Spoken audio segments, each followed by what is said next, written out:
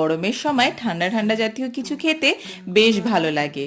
আর দেবু এসেছিল বিকালবেলাতে, তাই জন্য দুজন মিলে প্ল্যান করে তৈরি করে ফেললাম কোল্ড কফি। আমি তৈরি করছিলাম আর পুরো ভিডিওটা ক্যাপচার করেছি কিন্তু ও নিজেই।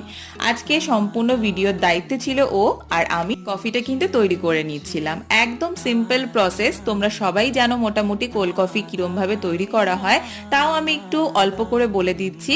আমি এখানে 3 চামচ কফি নিয়েছি, তার সাথে 3 চামচ কিন্তু চিনি নিয়েছি, আর 2 চামচ কিন্তু আমি উষ্ণ গরম জল নিয়েছি। তারপর এটাকে কিন্তু ভালো করে ফেটিয়ে নিতে হবে। আর এদিকে আমি যে গ্লাসটার ভিতরে এই কফিটা সার্ভ করব, সেই কাপটার গায়েও কিন্তু আমি একটু ডেকোরেশনের জন্য চকলেট সিরাপ দিয়ে নিয়েছিলাম। তারপর কফির যে পেস্ট আমি তৈরি করেছি সেটা ঢেলে দিলাম। তারপর 1 কাপ মতন আমি দুধ দিয়ে দিলাম, একদম ঠান্ডা দুধ। তার উপরে কিন্তু আমি কিছুটা বরফ দিয়ে নিয়েছি, আর ভ্যানিলা আইসক্রিম, আর উপরে চকলেট সিরাপ দিয়ে দেবুকে খেতে দিলাম। দেখতেই পাচ্ছ ওর এক্সপ্রেশন।